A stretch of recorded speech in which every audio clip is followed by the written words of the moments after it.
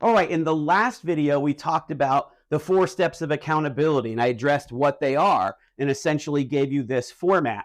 The 4 steps of accountability are clear expectations, authentic alignment, definite execution, and absolute follow-up, or what you could say, the what, the why, the how, and the when.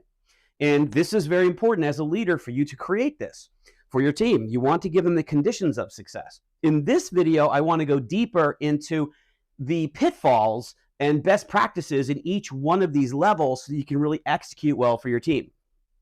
Okay, so let's look at clear expectations. I think this is actually kind of interesting because clear expectations, where can it go off the rails? It really comes back to very often a lack of communication or a problem in the quality of the communication, okay?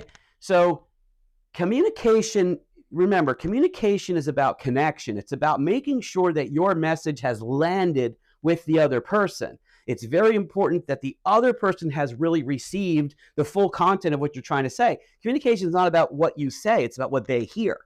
Okay, so we can apply that concept to this first prong of clear expectations, and I'll give you a story to kind of pull this together. So just imagine you have a new employee, let's call him John.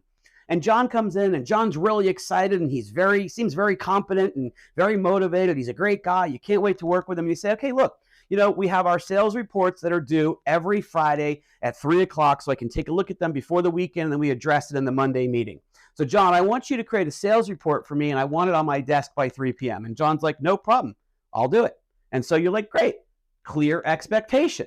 You told John, I want a sales report and I want it on my desk at 3 p.m. Friday. John said, I got it. Sounds like he's in good shape, right?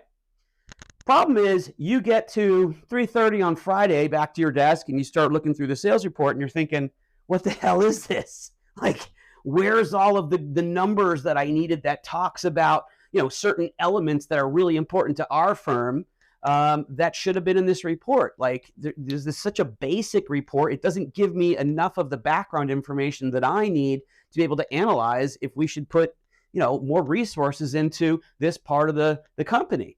And so Monday morning, you call John out, maybe not in the meeting, maybe on the side, it'd probably be a smarter thing to do with a new employee. And you say, John, I thought I was really clear about my expectation that I wanted a sales report on my desk at 3 p.m. And John says, yeah, I totally nailed it. I had it on your desk by 2:45. And you go, yeah, but what you gave me wasn't a sales report. And John says, what are you talking about? Of course it was a sales report. I gave you all the numbers I used in my last company. I gave you all the information and commentary that I normally would do. And you say, oh, and you finally realize what happened. And it's an important moment in leadership because think about where the fault lies in this communication. Is it really John's fault? No. If you really want to be a powerful leader, you recognize that when you take full responsibility, you gain the power to change things. And so by you thinking, how can I as a leader be responsible for the breakdown in communication with John? Then you can actually change it in a positive way without making John wrong and by being able to really move forward into a solution. So you think to yourself, well, what did I leave out? And what comes to mind? I didn't clarify with John what the meaning of sales report was. It was clear to get it done at 3 p.m. on Friday, but what it wasn't clear. And so then you say to John, okay, well, in our company, a sales report looks like this. And now John can be very effective at creating the sales reports moving forward. Simple example, but makes sense, right? Simple example. So the point is, with a clear expectation, on the one hand, we kind of got the expectation part, 3 p.m. Friday, but we didn't get the clear part. What is a sales report? What does it look like for our company? So anytime you're working with a new person, you want to do a couple of rounds of conversation around, do they actually understand the expectation? Anytime you have a new expectation of a team as a whole, you want to be really clear about their understanding and use active listening, dialogue, use communication skills to make sure that everybody's really on the same page.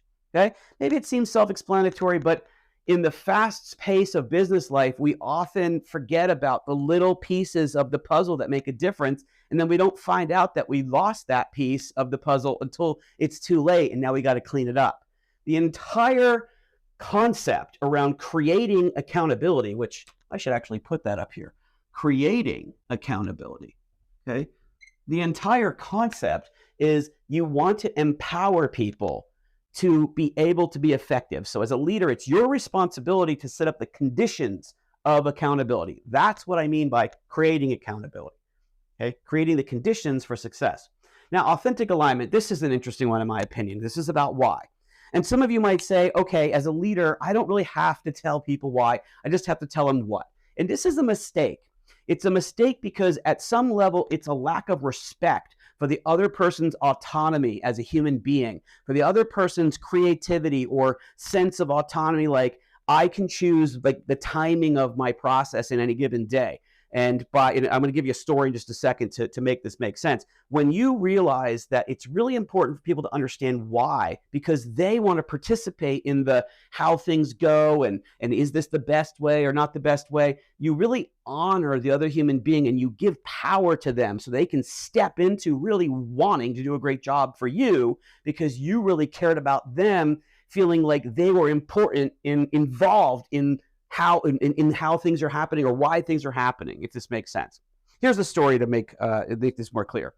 Imagine that you are a warehouse manager, okay? And you have a person, let's say it's John again, but it's a different John. Maybe we should use a different name, I don't know. All right, we'll call this guy Jack, right? So Jack's working in the warehouse, and you're in the front office, but you have a new shipment coming in, and you go to Jack, and you say, hey, Jack, listen, all these boxes down here on the bottom, they got to be lifted up to the second shelf. I know we don't normally do that, but they've got to be lifted up to the second shelf, and it's got to be done by noon. And Jack says, okay, yeah, no problem. And then you leave, and let's say it's 9 in the morning or so. You leave, and you come back at 1 p.m., and you see that all the boxes are still on the bottom, and Jack never moved them.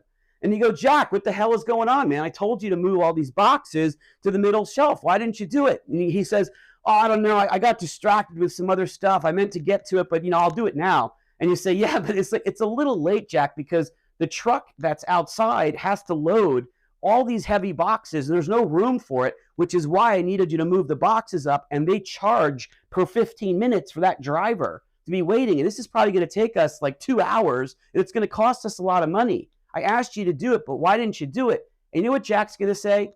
He's going to say, if he's honest, I didn't realize it was that important, right?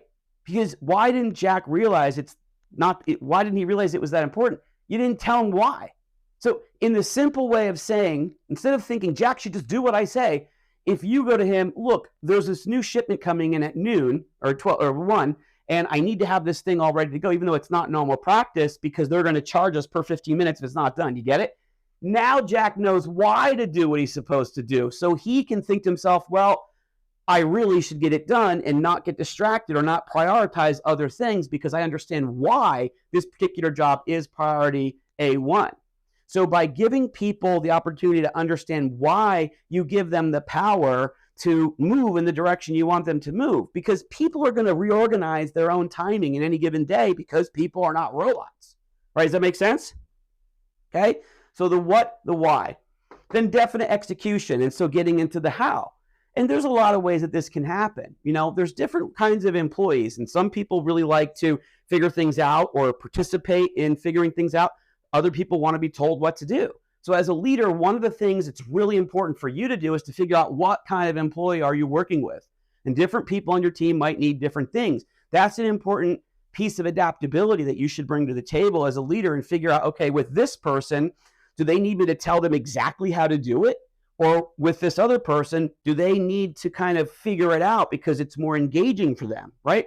You want to communicate with your people in a way that's effective for them. That's part of what it means to be a great leader, is you're there to be of service. You're there to be of contribution. So you want to get into their world, right? I'm tying some concepts in from some other parts of the 4 dimensions of teamwork. You want to get into their world, figure out how do they need to participate in this process so they know exactly how they're going to get this done, right? And so I don't know if we necessarily need an example of that, but in essence, you want to give them an opportunity to tell you, at least in a novel situation, look, how are you going to do it? Let them participate or show them how to do it. Make sure that it's super clear for them so that you don't have to have any doubt that they can actually get it done. And you might even ask them, okay, do you need support? What do you need? Make it very clear how execution is going to happen. Okay, then absolute follow-up. And I did a little bit of this on the last video, but just to reiterate, follow-up should happen before the task is due. So in any given situation, let's say, again, something is due on a Thursday at 3 p.m., let's just say, okay? You want to be following up as a leader, let's say on Tuesday at, sometime in the afternoon, 5 p.m., whatever, and make sure to get ahead of the delivery so that if the person's struggling, you can step in. It might be that they thought they knew how to do it, but they're not exactly sure. Or they thought they could do it themselves, but they need help. And maybe they're afraid to ask for help because they don't want to let you down. Well, if you only follow up at 3:30 on Thursday, 30 minutes after it's due, you can't help your team win. At that point, you got to figure out, how do we deal with the fact that it didn't get done? That's not creating accountability. You want to be checking in beforehand, and you want to have the kind of relationship with your people that lets you check in and lets them come to you beforehand, but have points on a calendar where you can actually check in and make sure that they have what they need to execute and that they feel comfortable enough to tell you the truth if they can't get it. That is how you can be really effective as a leader and drive your team to success.